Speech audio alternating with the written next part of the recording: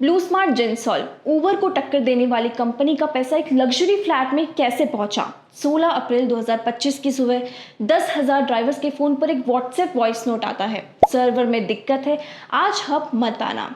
वो हब फिर कभी नहीं खुला। ये कोई छोटी मोटी कंपनी बिल्कुल नहीं, ये ब्लू स्मार्ट थी, भारत की सबसे premium electric cab service. 1 crore से ज्यादा राइड्स, 8,000 गाड़ियों का फ्लीट, उबर को टक्कर देने वाला ब्रांड। और उसी दिन सेबी की एक रिपोर्ट में लिखा था कि इस कंपनी के फाउंडर्स ने सरकारी लोन के पैसों से गुड़गांव में सबसे महंगे अपार्टमेंट्स के लिए 43 करोड़ रुपए भेजे थे। सवाल सिर्फ एक है, जिस कंपनी ने सब कुछ परफेक्ट दिखता था, उसके अंदर ये सब चल रहा था, आखिर कैसे? ये कहानी सिर्फ एक कैब कंपनी की तो बिल्कुल भी नहीं है, ये उस पैसे की कहानी है जो सरकारी बैंकों से निकला, यानी आपके और हमारे टैक्स का पैसा, और उन रिटेल निवेशकों की कहानी है जिन्होंने स्टॉक मार्केट में क्लीन एनर्जी कंपनी पर भरोसा किया और अपना 90% पैसा डूबते हुए देखा।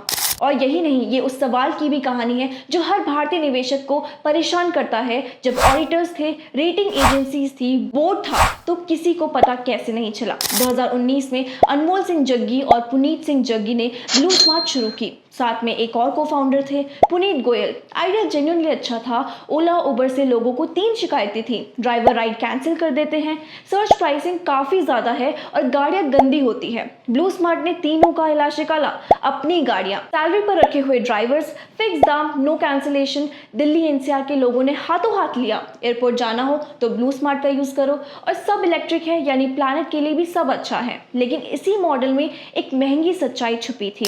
ओला उबर गाड़ियां नहीं खरीदते, ड्राइवर्स अपनी गाड़ियां लाते हैं, लेकिन ब्लू स्मार्ट को हर गाड़ी खुद खरीदनी थी। हजारों इलेक्ट्रिक गाड़ियां, मतलब हजारों करोड़ों रुपए। अब सवाल ये था कि इतना पैसा आएगा कहां से? यहीं से एंट्री होती है इस कहानी की दूसरी कंपनी की, जेंसॉल इंजीनियरिंग। ये पूरे खेल को समझने के लिए आपको सिर्फ एक ट्रायंगल समझना होगा। चलिए देखते हैं।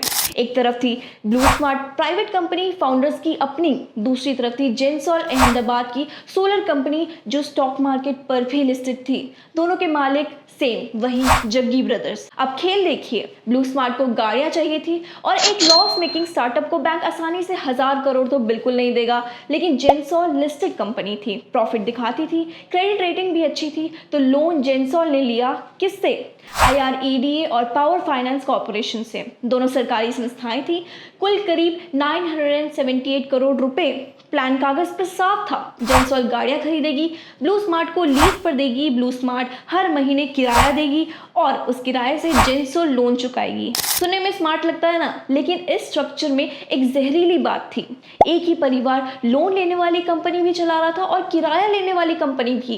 पैसा एक जेब से दूसरी जेब में तो आ रहा था, और दोनों जेब एक ही कुर्ते की थी। लिस्टेड कंपनी में लाखों शेयर होल्डर्स को बस इतना दिखता था कि रेवेन्यू बढ़ रहा है, ईवी बिजनेस बढ़ रहा है। शेयर 2024 में 1125 रुपए से ऊपर पहुंचा। फिर आया मार्च 2025 और गिरा पहला डोमिनो। एक बोरिंग से दिखने वाली चीज, क्रेडिट रेटिंग। केयर रेटिंग्स ने ब्लू स्मार्ट को ग्रेड डी पर लाकर खड़ा कर दिया, यानी डिफॉल्ट का खतरा। वजह, ब्लू स्मार्ट अपने 716 करोड़ के लोन की किश्तें टाइम पर नहीं दे पा रही थी। इस ट्रायंगल को याद कीजिए आप। ब्लू स्मार्ट किराया नहीं देगी तो जेंसॉल लोन कैसे चुकाएगी? जेंसॉल की भी रेटिंग गिरी, और रेटिंग गिरते ही सेबी के कान खड़े हो गए, क्योंकि उससे पहले भी सेबी को काफी ज्यादा दिक्कतें सामने आ रही थी। पहले से ही शेयर प्राइस और मैनिपुलेशन और फंड डाइवर्जन की काफी शिकायतें आ रही थी। सेबी ने कागज खंगालने शुरू कर दिए, और जो निकला उसने 15 अप्रैल 2025 को एक एंटरिम ऑर्डर की शक्ल ले ली। 29 पेजेस, जिन्होंने दोनों कंपनियों को 48 आवर्स के अंदर खत्म कर दिया। उन पन्नों में क्या था, यही इस कहानी का असली हिस्सा है। पहला रिवील, गाड़ियां ही गायब है। 978 करोड़ के लोन में करीब 664 करोड़ सिर्फ एक काम के लिए था, 6400 इलेक्ट्रिक गाड़ियां खरीदना। सेबी ने गिनती की, खरीदी गई सिर्फ 4704 गाड़ियां, यानी करीब 1700 गाड़ियां कागज पर थी, पर सड़क पर नहीं, यानी कि करीब 262 करोड़ रुपीस का कोई हिसाब नहीं। दूसरा बड़ा रिवील, पैसा कहां गया? सेबी ने उसका रास्ता ढूंढ निकाला।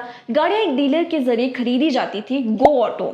सेबी के मुताबिक जेंसॉल ने गो ऑटो को करीब 775 करोड़ रुपीस भेजे, और वहां से पैसा वापस घूमकर उन्हीं फर्म से पहुंचा जो जग्गी परिवार से जुड़ी थी। एक ट्रांजैक्शन में 50 करोड़ कैम्ब्रिज नाम की LLP पे गया, जिसके पार्टनर्स खुद वो दोनों भाई थे, और वहां से करीब 43 करोड़ DLF को गुड़गांव में द कैमेलियाज के एक लग्जरी अपार्टमेंट के लिए। वो फ्लैट फाउंडर्स की मांग माँ के नाम पर बुक हुआ था। और तीसरा रिवील, ये सिर्फ ऐश की कहानी नहीं थी, ये धोखे की कहानी थी।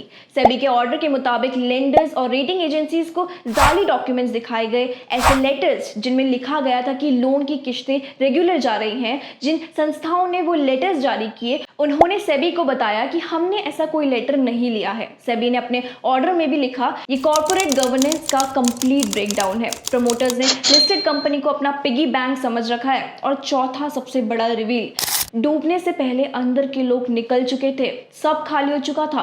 अप्रैल के शटडाउन से पहले ही मार्च 2025 में ब्लू स्मार्ट के सीईओ, सीबीओ और सीटीओ इस्तीफा दे चुके थे।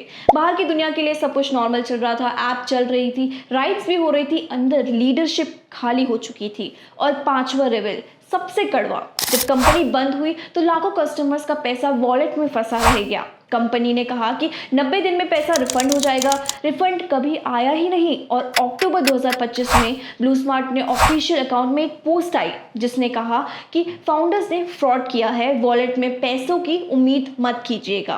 एम्प्लॉयर्स को भी 4 महीने की सैलरी तक नसीब नहीं हुई। ये ब्रांड जो भरोसे पर बना था उसका आखिरी मैसेज यही था। अब गिनिए कि इस पूरे ट्रायंगल की टूटने की कीमत किसने चुकाई। 10,000 से ज्यादा ड्राइवर्स एक ही रात में बेरोजगार हो गए। ये गिग वर्कर्स नहीं थे, ये सैलरी वाले ट्रेन ड्राइवर्स थे। कई अपने परिवार के अकेले कमाने वाले थे।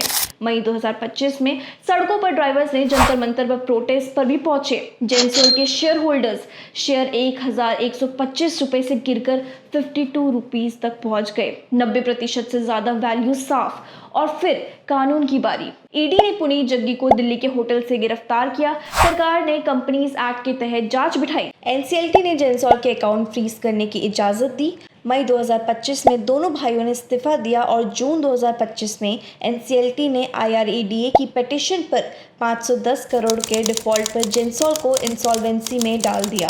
जो कंपनी क्लाइमेट चेंज से लड़ने निकली थी वो अब अदालतों में अपना वजूद ढूंढने लगी। जो आज 2026 में आखिर तस्वीर क्या है? जेंसॉल और ब्लू स्मार्ट की कंपनियां इंसॉल्वेंसी प्रोसेस में हैं। उनका कंट्रोल अब कोर्ट अपॉइंटेड प्रोफेशनल के पास है। फॉरेंसिक ऑडिट्स चल रहे हैं और मामला अभी भी अदालत में है। और फाउंडर्स इन आरोपों से इनकार कर रहे हैं। अनमोल जग्गी ने शुरुआत में कहा था कि ये सिर्फ इंटरिम ऑर्डर है और उनकी पोजीशन साफ हो जाएगी। लेकिन मार्च 2026 में एक उम्मीद की किरण जरूर आई है। एवरग्रीन सोर्स कैपिटल नाम के फंड ने ब्लू स्मार्ट के हिस्सों को खरीदने के लिए अपनी कंपनी लिथियम अर्बन टेक्नोलॉजी से मिलाने का प्लान आगे बढ़ाया है।